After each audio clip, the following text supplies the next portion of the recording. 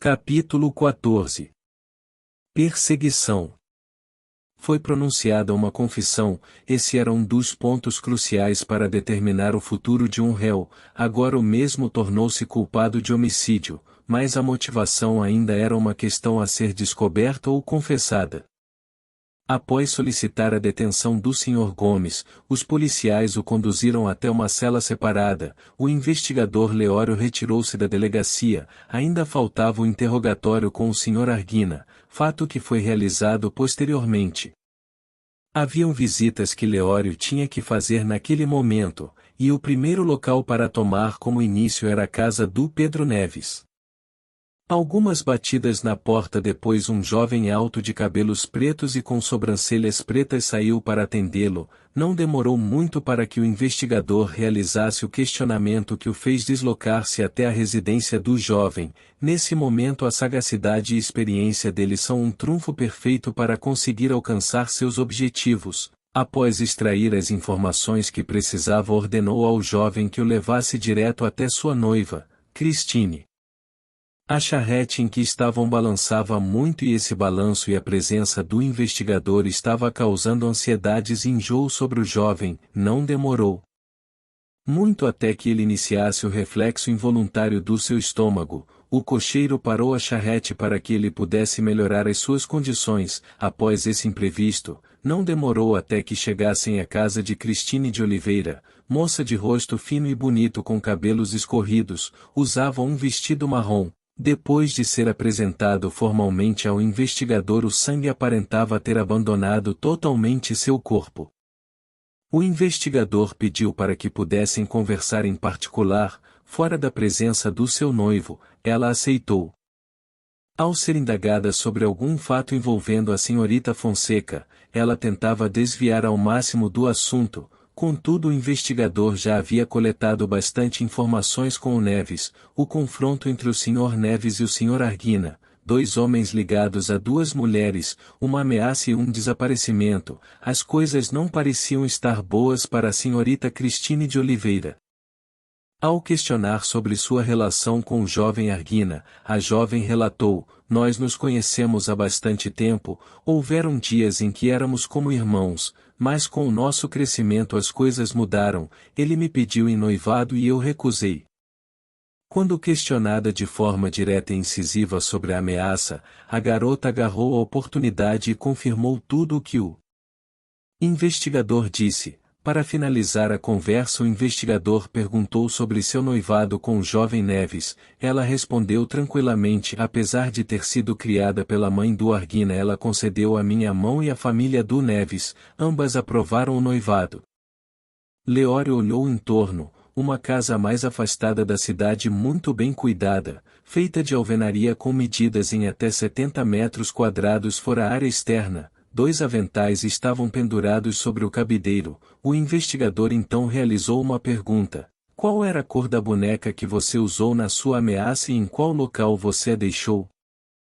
A garota pareceu hesitar por um momento e logo após respondeu: "Era amarela e eu deixei no portão da mansão." Após ouvir a afirmação, Leório encerrou o assunto e pediu para que fossem à delegacia no dia seguinte. Deixou o jovem Neves em sua casa, a pedido da jovem Cristine. Posteriormente foi ao seu último interrogatório do dia. Quando chegou à delegacia, era final de tarde. A delegacia era um dos poucos ambientes que já havia eletricidade. Em alguns pontos ainda se fazia uso de óleo com fonte de combustível para o fogo. A sala de interrogatório, por exemplo, era um desses pontos. Ao pisar na sala, nela o investigador solicitou a presença do jovem Arguina no ambiente. Os policiais conduziram ele até lá. O jovem parecia estar determinado, olhar fixo e com a cabeça erguida. Seria essa uma forma de vencer seus medos? O questionamento surgiu na mente do investigador. "Senhor Rubens Arguina Valentes, correto?" "Sim, senhor." "Está correto." Suas mãos estavam algemadas e sobre a mesa metálica. "Você entende a sua situação, entende?" Colocou a mão sobre seu próprio antebraço. "Sim." Um homem apareceu morto. Vejo que você não entendeu direito, mas antes tenho uma outra pergunta para você. Argina realizou um gesto vertical com a cabeça, sugerindo que o investigador prosseguisse. Por que o senhor convidou-me para esse caso? Houve um silêncio na sala por alguns instantes. Li um dos seus casos no jornal e então, por você ser bom com investigações, acreditei que você encontraria a senhorita Fonseca. Houve novamente um silêncio no ambiente, porém dessa vez era por parte do investigador. Então, Sr. Argina, e o senhor está aqui por um homicídio. A profundidade da cova indica um trabalho masculino, a pancada na cabeça mostra que foi realizada por alguém destro que surpreendeu o homem pelas costas, os hematomas no rosto do corpo do Sr. Tavares sugerem uma luta intensa e violenta, a pá que investiguei era muito pesada, ela foi a arma do crime. Havia sangue na pá e além de todos esses fatos você foi quem me guiou até aquela cova. Como assim do que você está falando? Irei te explicar. Quando fui visitar a lateral da mansão atrás de alguns indícios, observei a marca da sola de uma bota próximo à janela do primeiro andar, isso indica que alguém havia escalado a casa, mas o restante dos indícios haviam sumido e quando olhei para você, percebi em seu olhar que você estava olhando fixamente para um determinado ponto do fundo da residência. O ambiente retornou a um estado de silêncio. Então, Sr. Argina, e tem algo para contar-me? Eu matei aquele homem. E interessante, então você o matou? Sim, o matei. Depois de tê-lo enfrentado eu consegui aplicar um golpe efetivo na cabeça dele. E interessante, guardas. Levem este homem para uma solitária e tragam para minha senhora Rosa. Sim, senhor. Rapidamente executaram a ordem.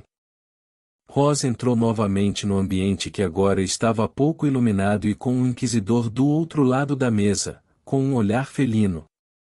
Rosa. Ao ter sido chamada, seu corpo vibrou de susto. Rosa. Calma. Tenho apenas um questionamento para você. E qual seria? Sobre a ameaça que a senhora Fonseca sofreu, eu terei que investigar sobre o sumiço dela depois de encerrar essa investigação, gostaria que colaborasse comigo.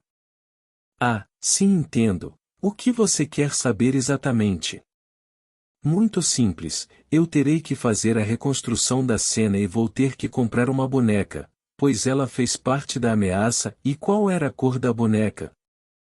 Ah, é isso. Era uma boneca de pano branca. Surpresa com o pedido dele. O investigador olhou para ela com um sorriso de agradecimento e pediu para que liberassem ela. Os policiais cumpriram a ordem que lhes foram passada e Rosa saiu da delegacia e aquele dia se encerrou dessa maneira.